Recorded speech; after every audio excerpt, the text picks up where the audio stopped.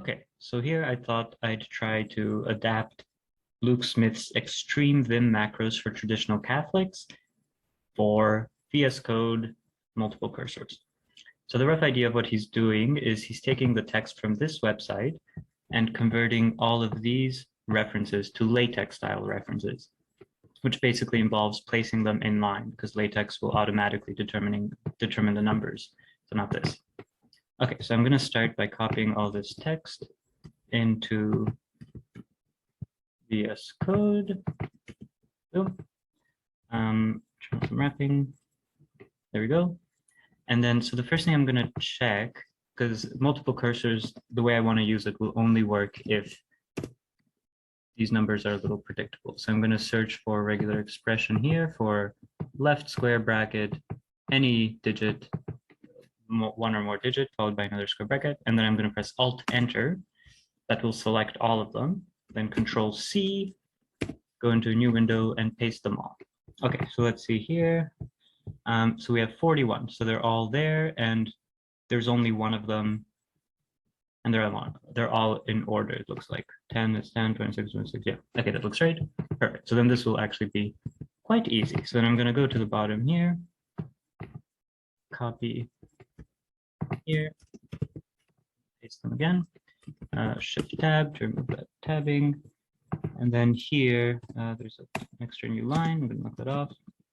There we go, 41, 41. New line here. And then that's weird. 4 is over here. What? Okay, well, whatever. Okay, so then I'll place it on a new line so that it's on the right spot. And let's check again, the numbers are all correct. 16, 16, 34, 35, 41. Okay, perfect, everything's right. Okay, so then we go over here. So when we pressed, so I'm gonna go here and then I'm gonna copy everything. When we did the search and pressed Alt-Enter, it placed a cursor at each of these things. So now I'm going to use the keyboard to sort of erase that. So actually, let me do it again. So Alt-Enter, so it's all selected, erase. And I actually forgot what the LaTeX word was, but I'm going to assume it's footnote. Let's try that. And then I'm going to press paste. And there we go. It basically counted up everything and pasted everything. But I actually don't want the numbers at all, so I'm going to undo that real quick. Go back here, Control-A, Shift-Alt-I to place a cursor on each line, home, Control-Shift-Right to jump by a word. That's a really important keyboard shortcut because it lets us select all these numbers without having to do anything complicated. Then I can just normal Shift-Right-Right, erase, again, copy everything, go back to the tab. We have our footnote already set up, paste, and there we go. All the footnotes are there. And let me see what the actual LaTeX thing I was supposed to use was. It was footnote. That's lucky. Okay, great. And then let's check that one that it was doing. Slash footnote. And actually, can I change the language of this to LaTeX? I don't have that installed, so I can't. LaTeX. I do not. That's okay. Slash footnote, blah, blah, blah, blah, blah. Good. There we go. That's how to do. That's extreme multiple cursors for traditional Catholics. Oh, and another thing. So this only worked because it just so happened that we had the exact same number of references inside the text as there were references mentioned. So if anywhere in the text it had mentioned the reference to in 3 places, this wouldn't have worked quite so nicely. The other reason that it worked is because they were in the same order. So basically with multiple cursors, what happened under the hood was when I pressed, let me undo what I did here real quick. When I pressed Alt-Enter and selected all these things, it places a cursor on everything. And then when I paste, VS Code realizes that, hey, the thing we're pasting has the exact same number of lines as the number of multiple cursors. So it basically lines them up and pastes one per cursor. If we had a different number of lines here, and I'll show you what it does because it's actually kind of annoying and very confusing. So if I copy all this, we have 42 lines. I go back here and I do what I did earlier, slash footnote. and then I press paste, where did it go? Does something very weird. There we go. It pastes the whole text at each multiple cursor. It's very nice. But it makes sense because it doesn't know what to do. There are 42 items. So it's only because of that it worked. If we had to do like a lookup where we'd have to, if it didn't have those properties, then we would have to do some sort of lookup where we'd have to translate, okay, this is number 1. Then we'd have some sort of map here that says like 1 maps to this footnote or whatever. Then multiple cursors wouldn't do the trick.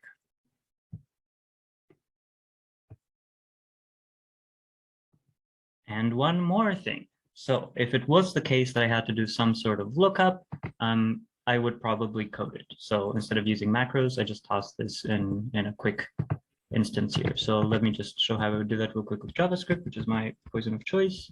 Let's undo all this stuff and get the numbers back. There we go. So then I would convert this into a JavaScript dictionary so I could easily look things up.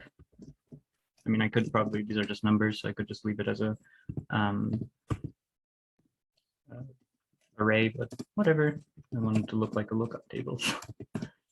Okay, click, there we go. And this is also using multiple cursors, which is why I thought was relevant. So there, I just placed a multiple cursor on each line and set this up, and let's see if this is valid JavaScript yet. Woohoo, it is, perfect.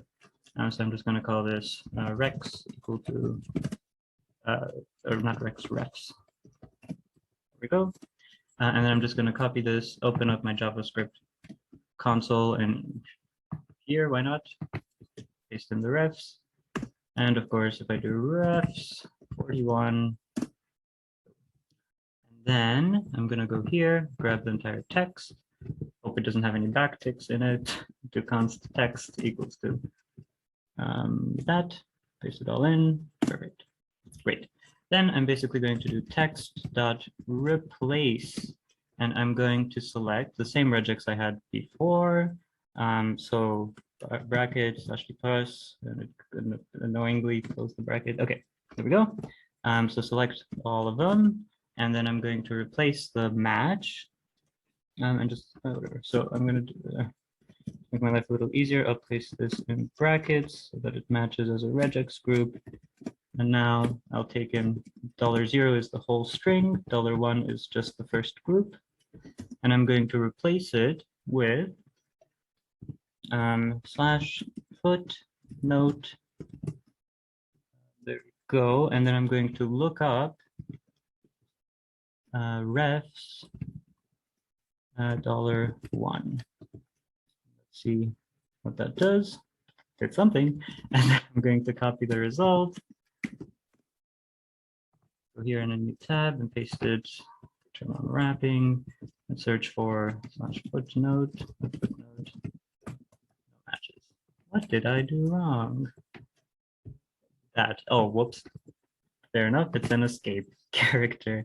So let me try that one more time. I guess I have to do that.